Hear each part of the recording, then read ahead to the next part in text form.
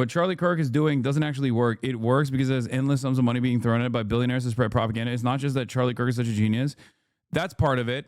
The vertical integration that he also mentioned is something that I talk about quite frequently, which is that the propaganda apparatus on the Republican side is directionally aligned, and therefore all of the independent outlets that are supposedly independent are being funded by the same backers that fund the Republican Party.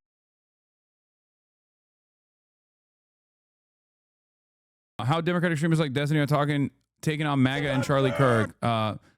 Donnie O'Sullivan, friend of the show, did a piece on the debate sphere, I guess. Yeah, I just got escorted from Kirk, baby. We're in Tampa, Florida for Turning Point USA's annual Student Action Summit. TPUSA is a voter-driving juggernaut for the Republican Party, led by 31-year-old Charlie Kirk. They're happy. That's why you know they haven't been on social media. But this year's event will be menaced by something called the Un-F America Tour, started by a group of progressive influencers and organizers, including the massively popular streamer Destiny. This is the all roads lead the Rome thing, right? So he can do the exact same behavior you said that Biden couldn't get away with doing. They want to bring progressive debate to Kirk's doorstep. But first, they have to get in. So Turning Point has cancelled all of Un-F America's credentials. You know what's funny? I'm debating Charlie Kirk at Dartmouth University next month. Now they're trying to sneak in Destiny so he can debate inside here. I like that these guys are like, this is our weapon. This is our secret weapon. If only Destiny will just like engage in spirited debate against Charlie Kirk. If only we can do this. If we can unleash what is he going to do? Charlie Kirk and film it? Like, what do you mean? If only we can get compromising footage of Destiny sucking Charlie Kirk's cock and filming himself in the process. Then we can just destroy this. We can destroy this whole charade. Yeah, he's gonna do a revenge porn on Charlie Kirk. Alright, he's in. So Destiny has made it inside the building, and we'll see how long he lasts. Because the shots are going this way.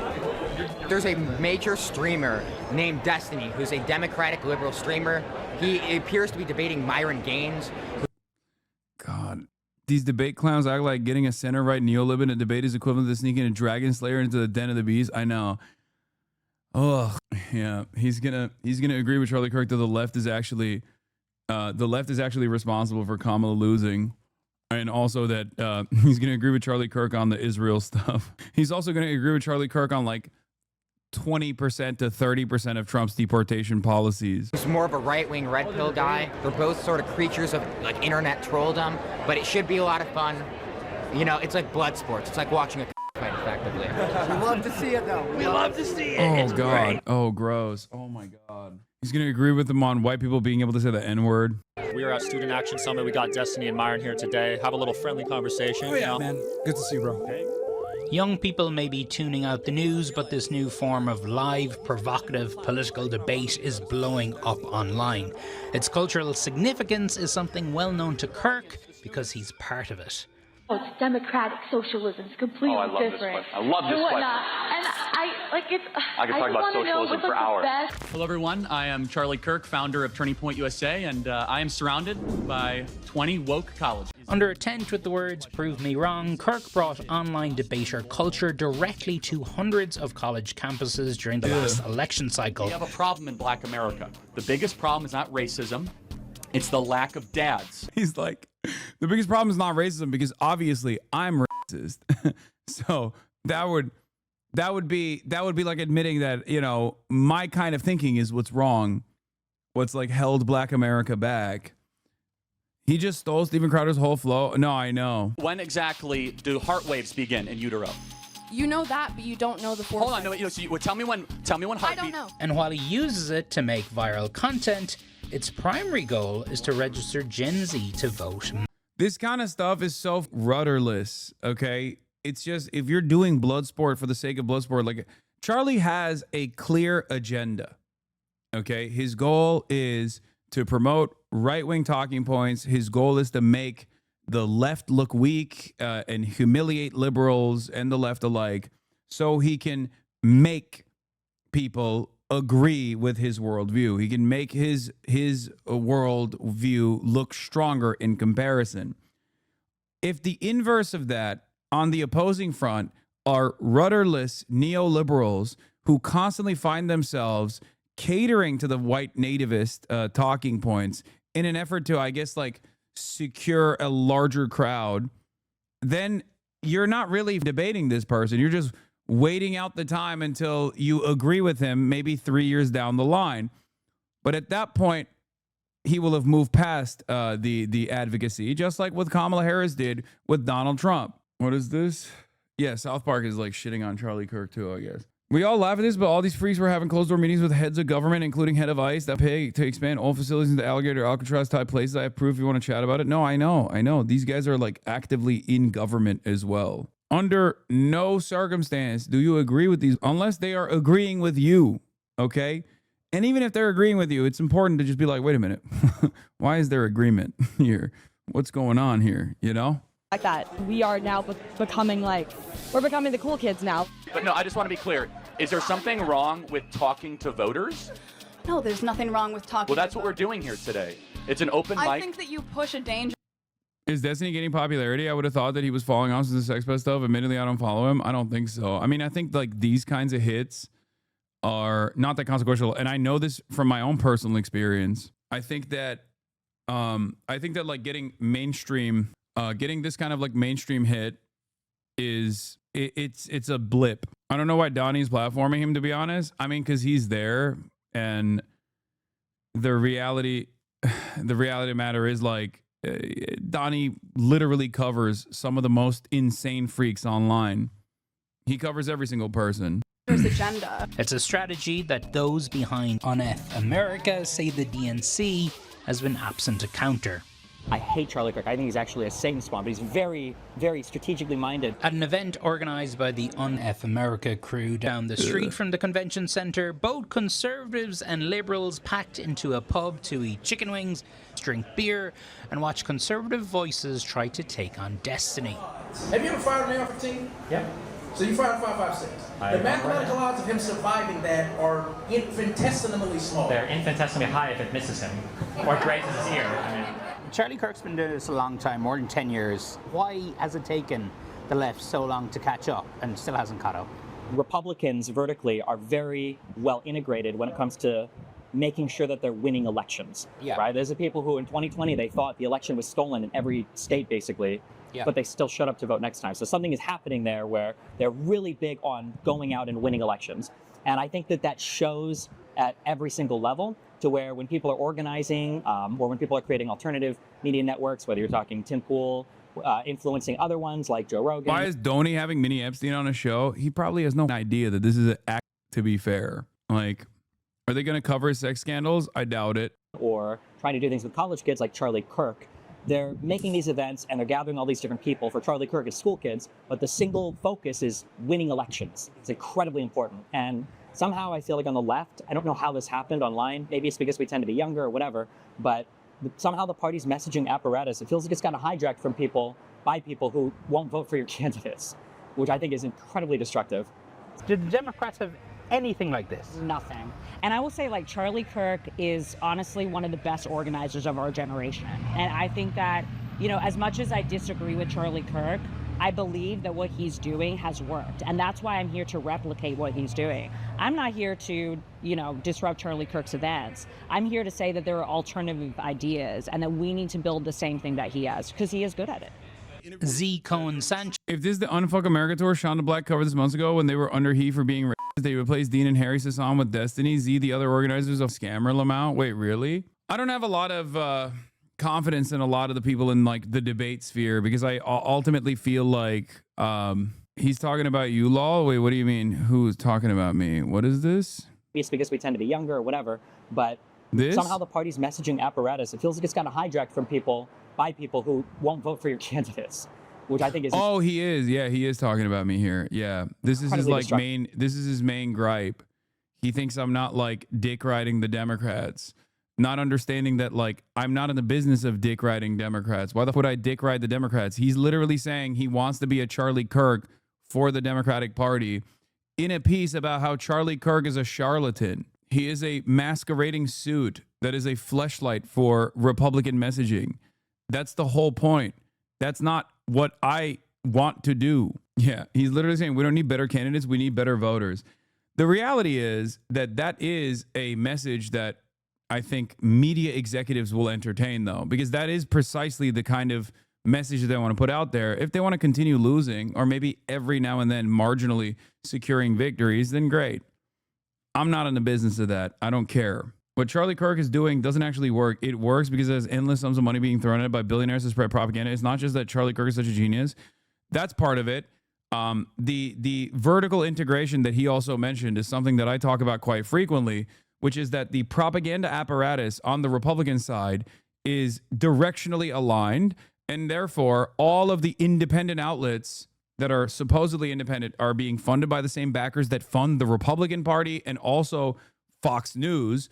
And therefore, Charlie Kirk can go in and out of mainstream circles to gain significant more prominence in times of need. He can also consistently farm donations from wealthy Republican donors. Charlie goes on Fox and Friends. He goes on all of the Fox News, all of the different programs on Fox News. Same with all of these other guys, like even the PragerU guys. Even no-name PragerU guys have, they get mainstream opportunities with regular frequency, whereas there is no equivalent on the independent left media side. There's not even equivalences on the independent liberal media side. Like Brian Tyler Cohen, Midas Touch, Harry Hasan. These guys are not like regularly being uplifted by CNN or MSNBC. No matter how big of a freak you are, if you are an independent content creator that is right-wing, you will get elevated by the Republican media ecosystem. Okay? The Unfuck America thing is so because the Dems on the team are just right-wing libs who are also TERFs. I don't know anything about this. I don't know anything about like the Unfuck America tour. I am so out of touch with whatever that is.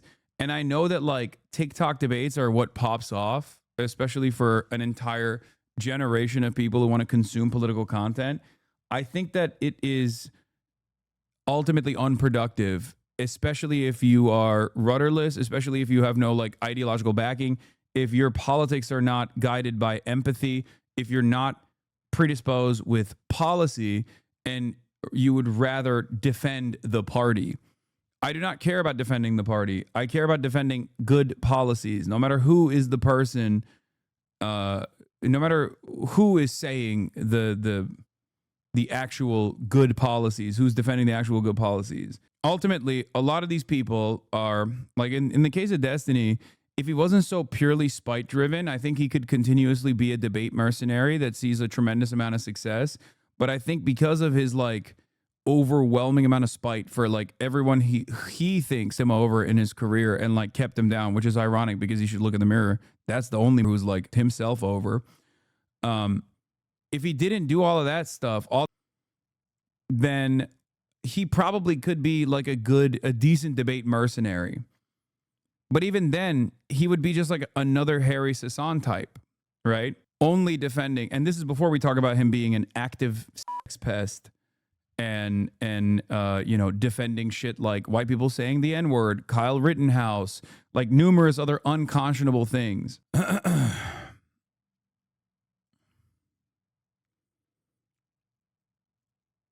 And sex pest, and you think he's good at debating? No, I'm saying that a lot of these people are cynical.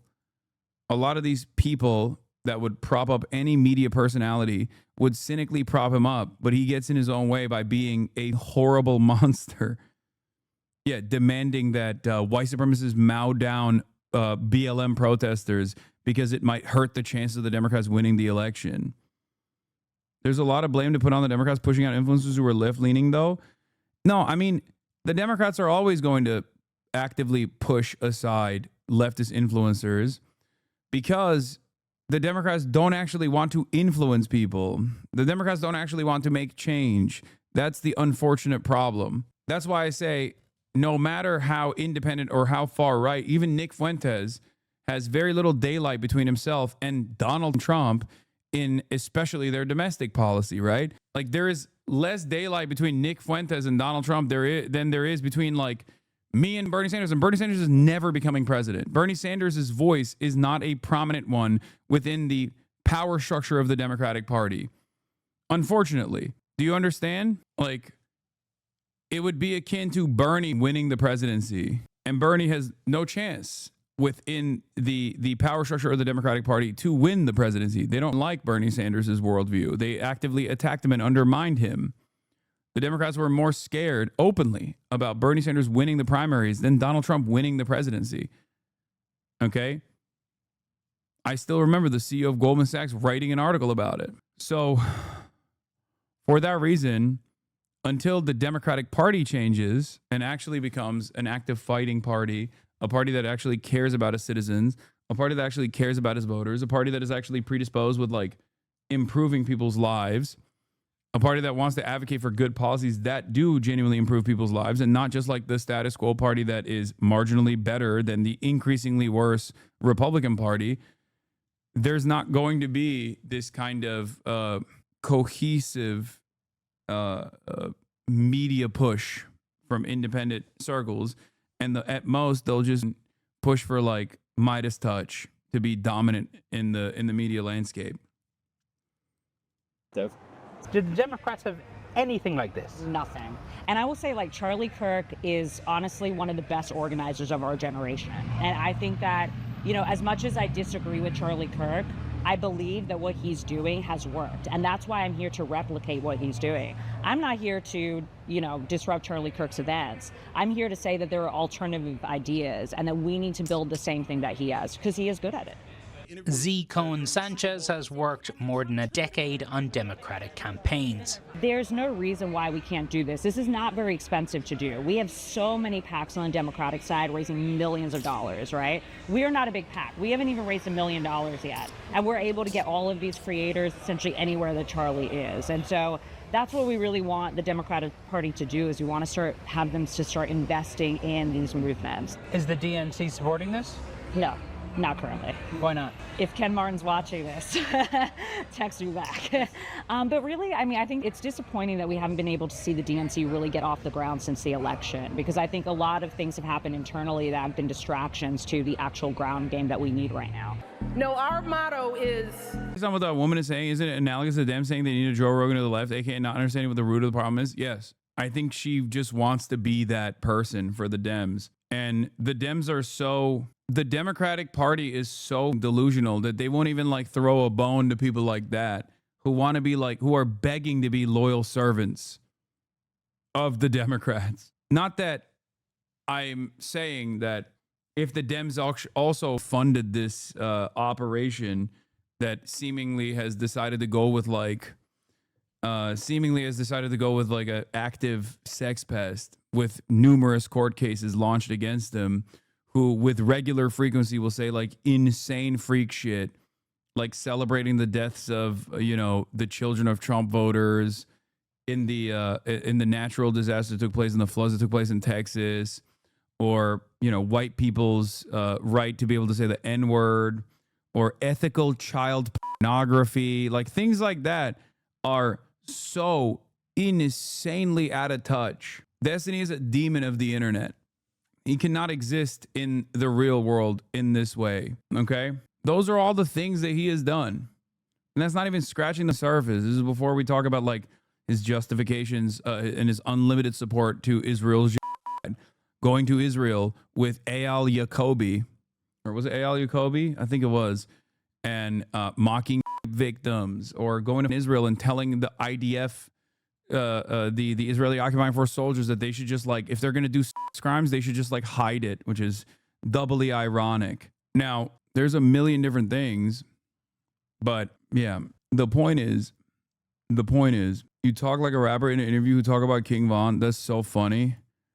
Yeah, dude, keep coping. Yeah, I'm so scared. That's what I meant. I do love people who like try to present Destiny as this like scary individual as well, and not just like a repulsive freak. Yeah, dude, you're talking about him like you're talking about King Von, dude. Went to Israel to defend the bro. There, what do you mean? You're just a weirdo creep. Elon Levy, D went with, not that freak A.L. Jacoby. Elon Levy, which is another freak. And was formerly the spokesperson for the Israeli state. We go high.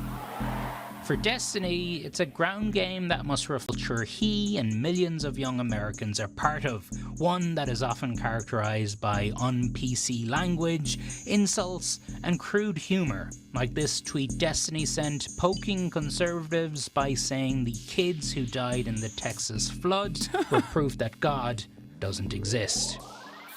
The tweets you sent about the kids in Texas would probably disqualify you, or would probably have somebody in the upper levels of the Democratic Party say, okay, we'll never work with this guy again. Yeah. Do you regret sending those tweets? I think they have to get over it. I don't regret them. I love poking the bear on the right. I feel like Republicans are so good at owning the space. Republicans do this thing where they say, you know... Yeah, he has issues with jokes you've made. Yeah, that's the other side of the story, that he's just like so goddamn annoying with the whole, like, the guy who literally actively defends white people saying the N-word will like freak the out because I said cracker. And then his stupid ass audience will try to defend that principle as though it's like even remotely defensible. It is such whiny loser crybaby shit too. He literally constantly doxes people, points them to Kiwi Farms threads. He's disgusting. Yeah. He is the perfect defender of Israel in that regard. He is very conservative coded, very reactionary in general, very similar to like the entitled, arrogant behavior that you hear from Israel when they're like, why you not like Israel? We are babies, we are children, you say? Okay, those children are Hamas. You are anti-Semitic. We must deplatform. You are anti-Semitism. Like he basically does that.